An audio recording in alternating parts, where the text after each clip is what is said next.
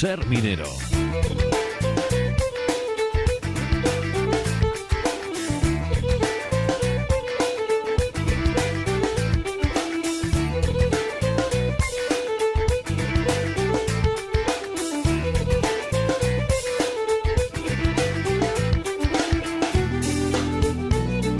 Son las 12:40, es momento de hablar con Roberto Fernández, director del Museo de la Minería de Sabero.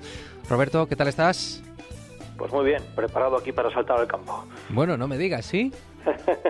Sí, bueno, es una broma porque...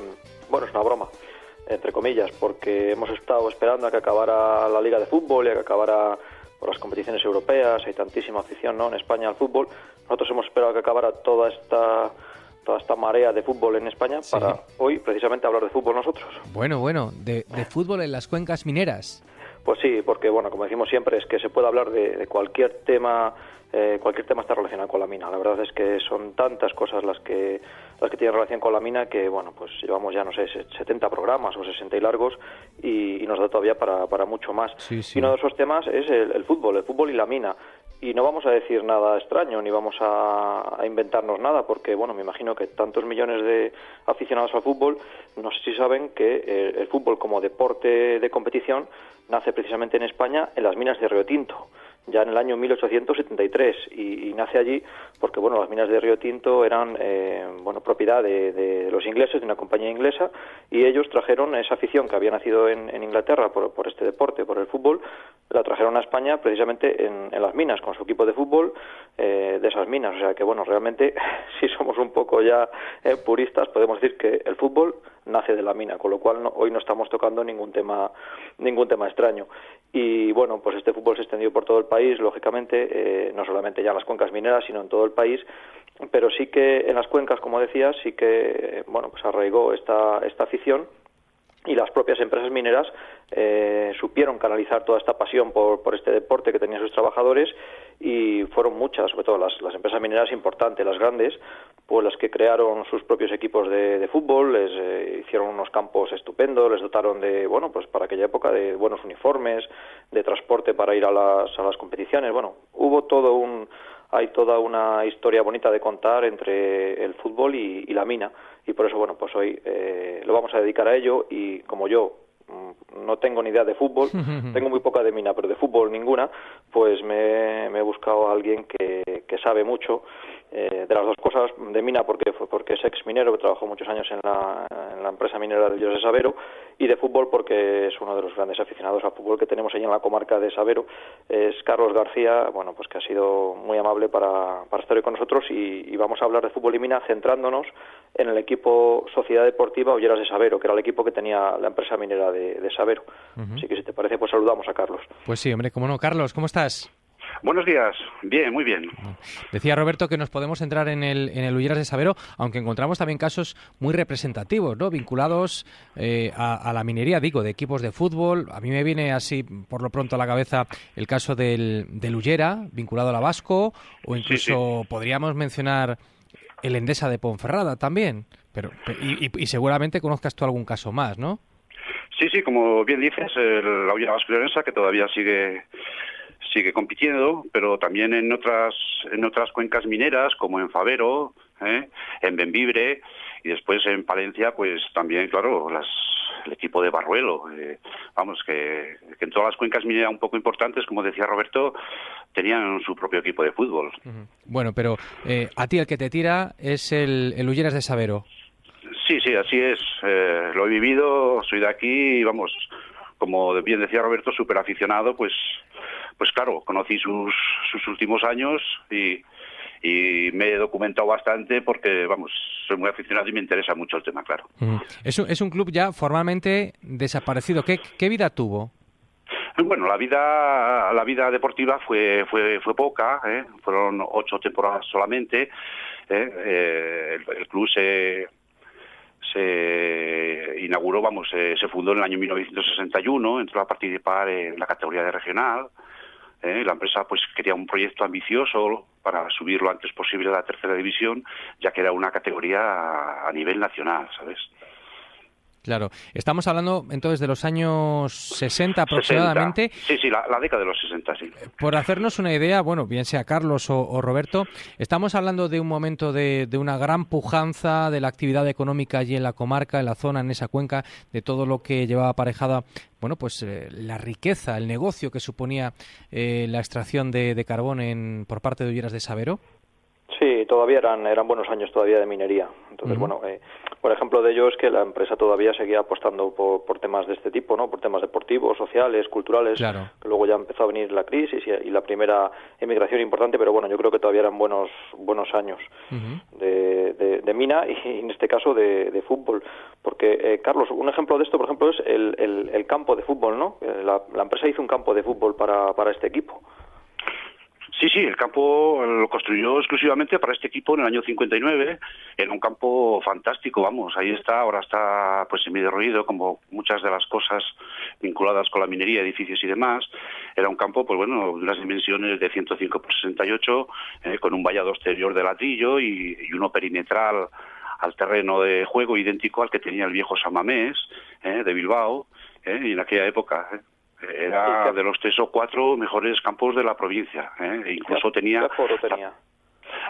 El aforo eran alrededor de 2.000 personas y, como te iba a decir a los oyentes, la empresa tenía un obrero dedicado exclusivamente a mantener el campo en perfectas condiciones, segado y demás. Vamos, que la empresa en esto no escatimó ningún esfuerzo por tener unas instalaciones magníficas para la época, sin duda.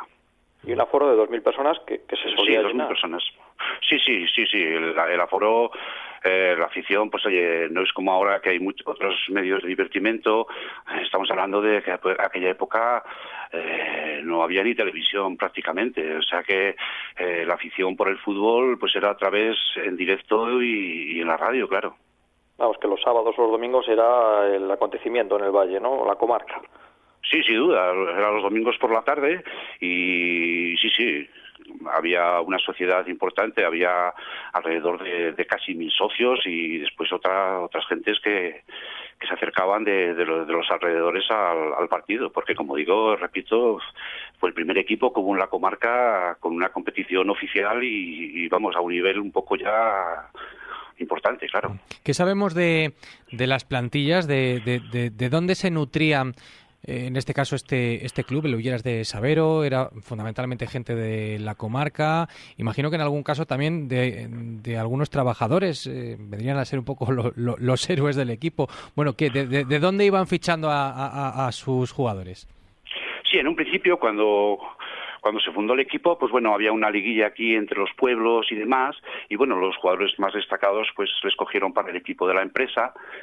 Eso solo ocurrió en las 2 primeras temporadas, porque después ya, con convenios con otros equipos de León, la empresa lo que quería era un equipo importante para poder lograr el ascenso a tercera división. Entonces se fueron cogiendo jugadores cedidos de otros equipos, de la cultura leonesa, de la Astorga y demás, y bueno, para formar un equipo más fuerte, pero sí que trabajaron trabajadores que trabajaban en la propia empresa. ¿Y estos trabajadores tenían algún privilegio por jugar en el equipo de la empresa? Bueno, privilegio simplemente eso es, no, simplemente que les cambiaban los turnos de trabajo para que pudieran entrenar por las tardes y había gente que trabajaba en talleres y demás, ¿no? Pero privilegios no más que... ¿Qué podemos contar sobre los que serían pues los hitos en la trayectoria? Nos dices, bueno, se hizo un equipo con vistas a conseguir el ascenso. ¿Aquello se consiguió en su momento?